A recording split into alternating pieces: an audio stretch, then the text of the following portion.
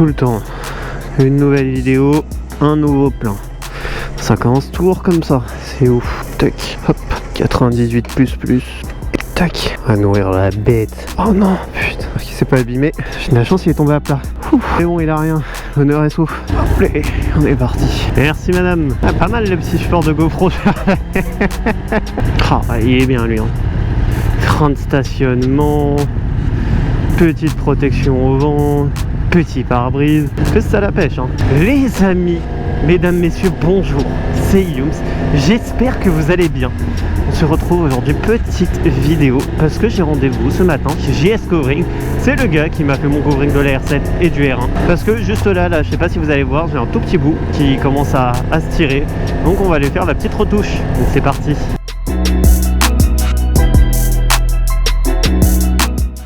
Bon les amis, j'espère que vous allez bien. On se retrouve pour une petite vidéo pour parler encore une fois des modifications qu'on a fait sur le R1. Donc, je vous ai présenté pas mal de choses, je vous ai présenté le covering avec la nouvelle couleur, je vous avais présenté les ailerons, je vous ai présenté les différentes pièces ici, les leviers, les rétroviseurs, bref, déjà beaucoup de choses.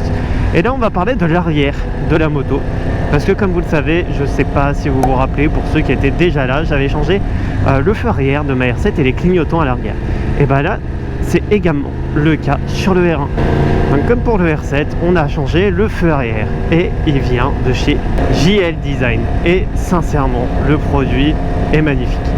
Donc déjà contrairement au feu d'origine qui est déjà très beau, hein, qu'on se dise, celui-ci est légèrement teinté en noir. Donc quand la moto est éteinte, ça fait beaucoup plus discret, ça fait beaucoup plus intégré. Sincèrement le rendu est vraiment top. Une fois qu'il est allumé, ça fait comme vous le voyez un petit contour et sincèrement je trouve le rendu magnifique.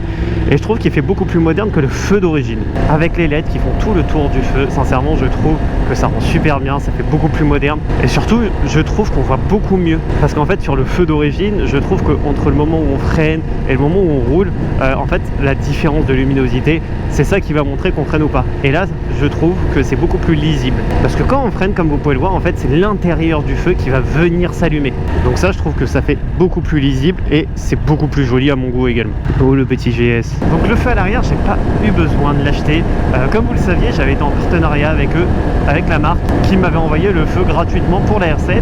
Et je sais plus si je vous l'avais déjà dit, mais en fait cette moto je l'ai achetée à l'un de mes abonnés qui après avoir vu en fait la modification sur la R7 l'avait fait sur le R1 avant que moi je lui rachète la moto. Ça c'est plutôt cool. La deuxième chose qui a été changée, comme vous pouvez le voir à l'arrière, c'est les clignotants. Et les petits clignotants, comme vous pouvez voir, franchement je les trouve vraiment sympas. Et ça vient aussi de chez JL Design. En fait c'est les clignotants qui vont avec le feu. Et pour avoir essayé sur la R7 une fois ou deux, je trouve que la visibilité elle est pas incroyable. Alors ouais c'est super beau, mais pour avoir roulé derrière quelqu'un qui avait pris ma R7, je trouve qu'on voit pas forcément quand le feu clignote à droite ou à gauche.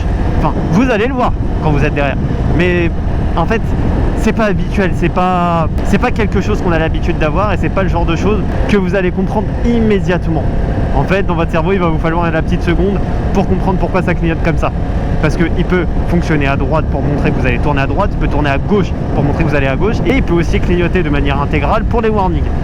Moi de mon côté j'ai décidé de ne pas brancher la fonction clignotant ni la fonction warning et de rajouter les clignotants à côté. Donc comme vous pouvez le voir, ils sont quand même assez discrets, mais en termes de luminosité et en termes de visibilité, sincèrement ça éclaire vraiment bien.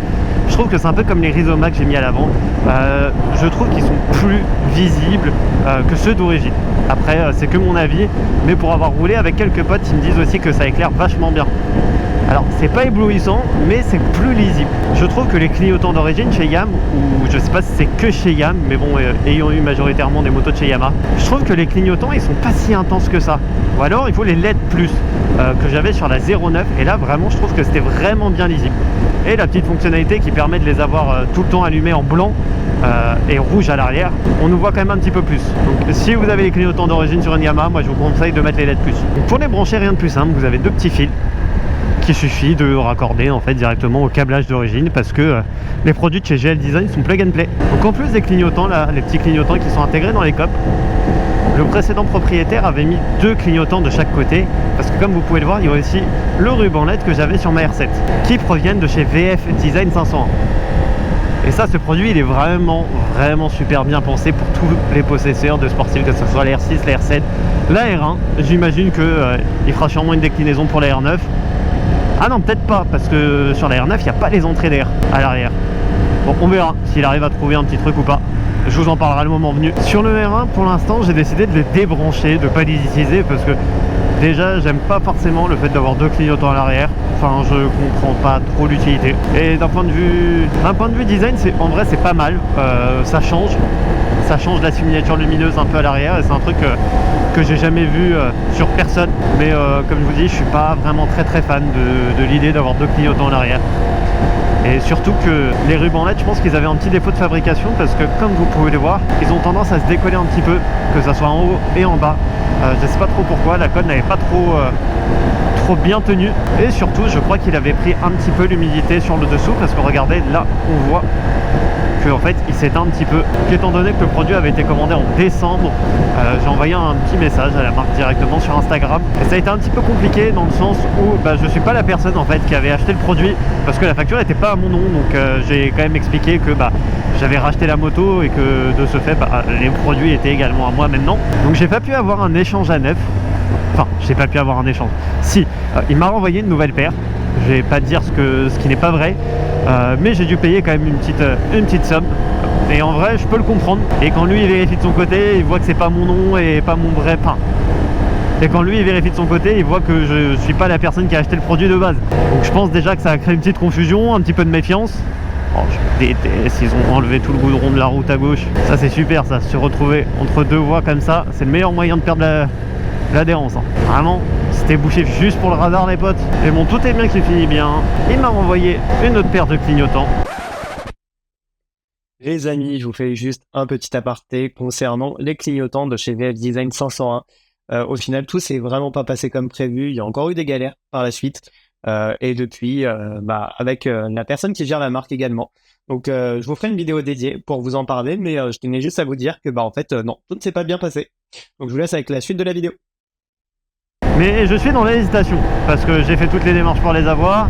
Je lui ai payé ce que je lui devais, mais en fait, j'hésite. Et là, j'ai besoin de vous.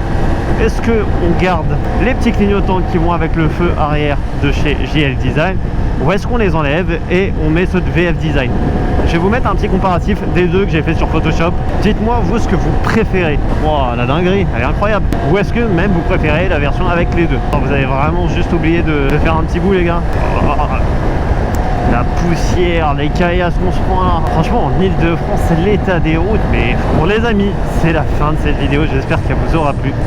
N'hésitez pas, comme je vous ai dit, à me mettre un petit commentaire pour me dire ce que vous en avez pensé et quelle version de l'arrière du R1 vous préférez. N'oubliez pas non plus de venir me rejoindre sur mes autres réseaux, que ce soit sur TikTok ou sur Instagram. Je vous fais plein de bisous et je vous dis à la semaine prochaine pour une nouvelle vidéo. Bye bye.